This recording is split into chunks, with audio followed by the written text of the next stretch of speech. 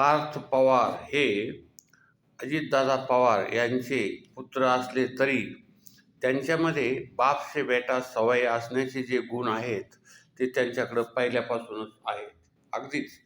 कारण 2019ला मावळ लोकसभा मतदारसंघातून अगदी थोड्या मताने ते पराभूत झाले. कारण त्यांना मिळालेली जी मतं होती ती फार लक्षणीय अशी होती. आणि आता तर त्यांनी खासदारपदही त्यांना मिळालेलं आहे. म्हणजे राज्यसभेवर ते निवडून गेले. अर्थात राज्यसभा ही ज्येष्ठांची असली तरी अ, आपले हे राजा माणूस असलेले पार्थ पवार यांची मात्र वर्णी त्या ठिकाणी लावण्यात राष्ट्रवादी काँग्रेसला खूप मोठ्या प्रमाणात यश मिळालेलं आहे. आता हे पार्थ पवार हे कसे घडले ही एक महत्त्वाची गोष्ट आहे. कारण हा एक राजा माणूस आहे आणि हा बाप से बेटा सवय असे निघण्याची चिन्ह आता दिसू लागलेले आहेत. कारण पार्थ पवार यांनी आपले शालेय व महाविद्यालयीन शिक्षण पूर्ण केल्यानंतर मुंबईमध्ये वाणिज्य शाखेत कॉमर्स पदवी शिक्षण घेतलं. त्यानंतर त्यांनी युनायटेड किंगडममध्ये उच्च शिक्षण पूर्ण केलं, म्हणजे परदेशात. आणि परदेशातील शिक्षणामुळे त्यांना आधुनिक प्रशासन, व्यवस्थापन व जागतिक घडामोडीची व्यापक अशी समजही त्यांना मिळालेली आहे. आणि त्यांचा अनुभव फार मोठ्या प्रमाणात आहे.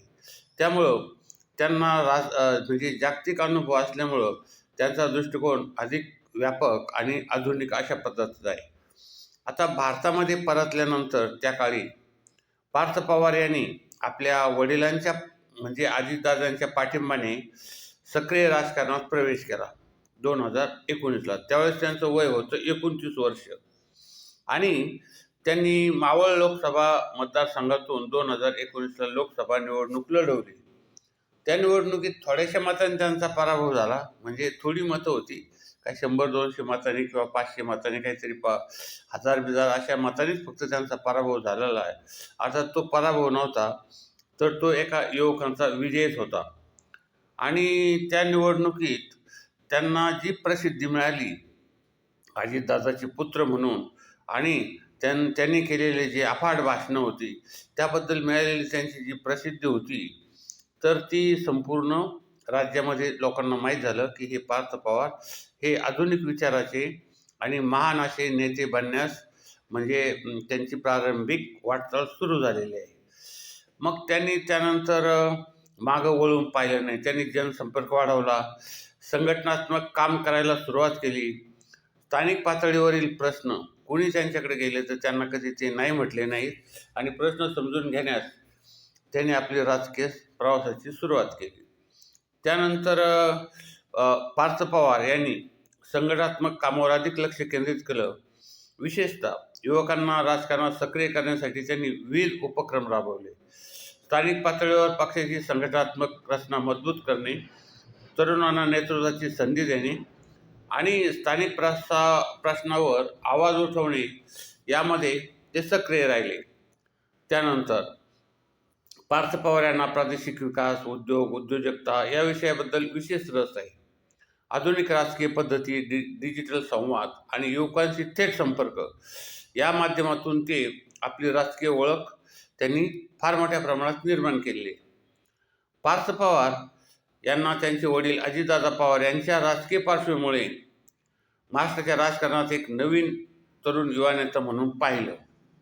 आणि त्यांचा जो राजकीय वारसा आहे आणि प्रवास आहे तो राजकीय दृष्टिकोनाच्या जर बघितलं तर तो अतिशय महत्त्वाचा असा दिसतो.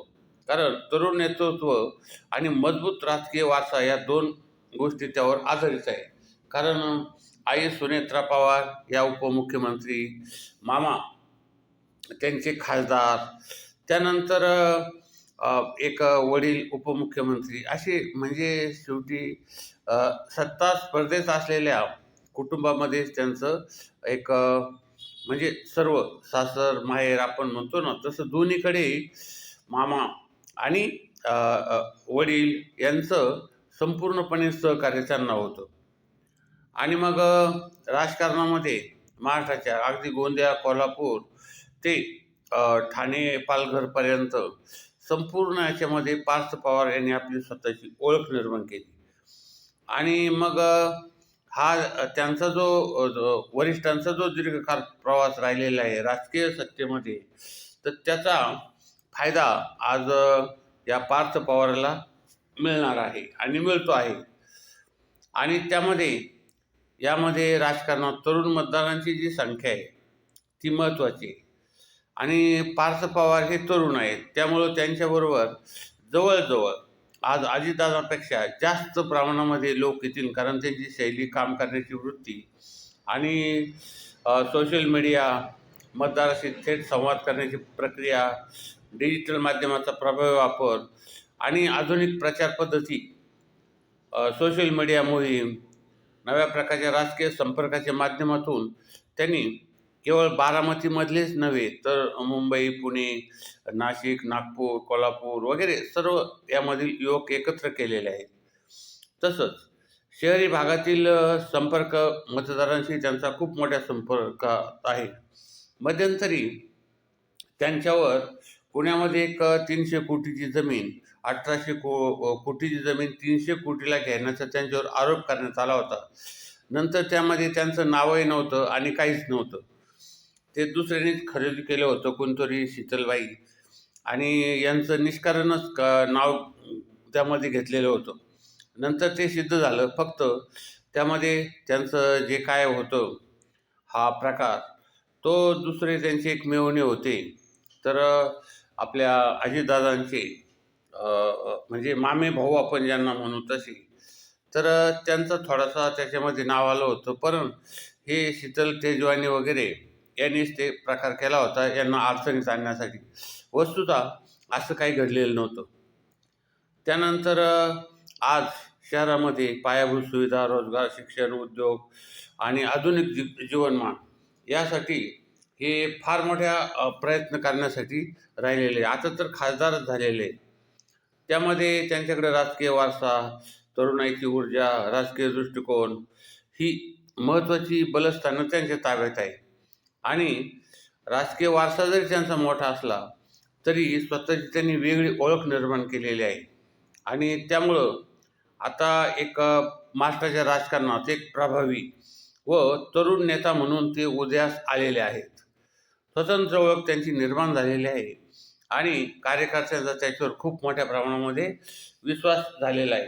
आणि मग लवकरच ते एक म्हणजे त्यांचे बंधू जे आहेत जय अजित पवार यांच्या मध्यस्थीने बरोबरच ते म्हणजे आई सुनेत्रा ताई पवार आणि वडील अजितदादा पवार, बंधू जय अजित पवार, हे सर्व राजकारणातील लोक, सत्तास्थानी असलेले लोक, यामध्ये त्यांनी विशेष प्रकारे प्रशिक्षण घेतलेलं असून लोकांचं भलं करण्यासाठी ते कायमच म्हणजे यामध्ये राहिले आहेत. जय पवारनी तर बारामती निवडणूक 2014मध्ये सक्रिय सहभाग त्यांचा होता. त्यानंतर संघटनात्मक कामामध्ये त्यांनी महत्त्वाची भूमिका बजावली होती. तेव्हा हे दोन बंधू जय आणि एक आपले पार्थ पवार, हे महाराष्ट्राचे दोन रत्न आता अजितदादाच्या पवारानंतर सुद्धा फार मोठे बदल करतील.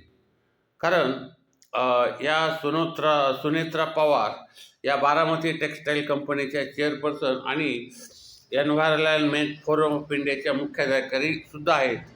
तसेच जय पवार आणि पार्थ पवार हे मोठे उद्योगपती असून मावळ लोकसभेच्या निवडणुकीच्या वेळी त्यांनी जे निवेदन दिलं होतं त्यावेळेस त्यांची काही 20-25 कोटी रुपये एवढी संपत्ती होती आणि अनेक उद्योगामध्ये त्यांचा सहभागही होता. आता यानंतर 2026च्या निवडणुकीमध्ये, राज्यसभा निवडणुकीमध्ये संपत्तीमध्ये थोडीशी वाढ झालेली असेल. म्हणजे काय दुप्पट तिप्पट काय होणार असेल ते होईल. पण आज यामध्ये मात्र सर्व मिळून हे सर्वजण कोट्याधीश लोक आहेत आणि ते कोट्याधीश आपली सेवा करण्यासाठी आता तत्पर झालेले आहेत. कारण एक बारामती लोकसभा मतदारसंघाच्या या सुनेत्रा पवार मतदार होत्या, पण नंतर त्या राज्यसभेवर गेल्या आणि तेव्हापासून ते सर्व कुटुंबच सत्ताधारी म्हणून आहे. आणि धाराशिव संघाचे लोकसभा खासदार म्हणून ज्यांनी काम केलं असे डॉक्टर पद्मश्री पाटील हे सुनेत्रा पवार यांचे थोरले भाऊही आहेत. अर्थात त्यांच्यावर देखील खुनासारखे आरोप करण्यात आलेले, परंतु आता त्यांचे निकाल ते हायकोर्टामध्येच आहेत, सुप्रीम कोर्ट वगैरे तिकडं. आणि त्यामुळं जे मोठे लोक होतात त्यांच्यावर विविध प्रकारचे आरोप होत असतात. म्हणजे त्यामध्ये काय असतं आणि शेवटी त्या आरोपाचं खरं की सत्य असत्य हे हे शेवटी कोण ठरवतं, तर कोर्ट. आता अजितदादा पवार यांच्यावर देखील 7,000 कोटी का 70,000 कोटीचा आरोपही झाला होता. नंतर मग तो काही सिद्ध झाला नाही किंवा त्या फायली कुठं गेल्या वगैरे काय त्या संदर्भामधली पुढं काहीच माहिती मिळाली नाही. म्हणजे तर अजित पवारांपेक्षा म्हणजे हे जे ते पार्थ पवार आहेत, हे बापचे बेटा म्हणून अतिशय चांगल्या प्रकारे जनसंपर्क करून कदाचित महाराष्ट्राचे उपमुख्यमंत्री लवकरच होतील किंवा केंद्राचंही त्यांना मंत्रिपद मिळू शकतं. कृषी मंत्रिपद किंवा उद्योग मंत्रिपद हे काही सांगता येत नाही आता, कारण कुणाचं भविष्य कशा पद्धतीचं आहे ते सांगता येत नाही.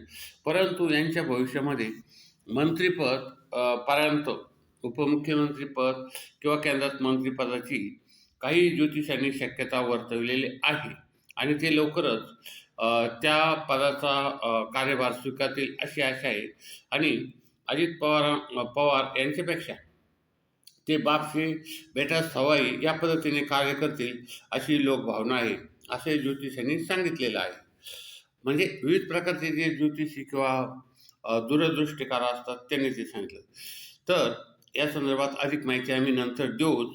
तर आमचं हे ATM न्यू वर्ल्ड चॅनल संपूर्ण महाराष्ट्रात लाखोच्या संख्येने लोक बघत असतात. आपण या चॅनलला जास्त शेअर, लाईक, सबस्क्राईब करा आणि सबस्क्राईब करून कॉमेंटही करा. धन्यवाद.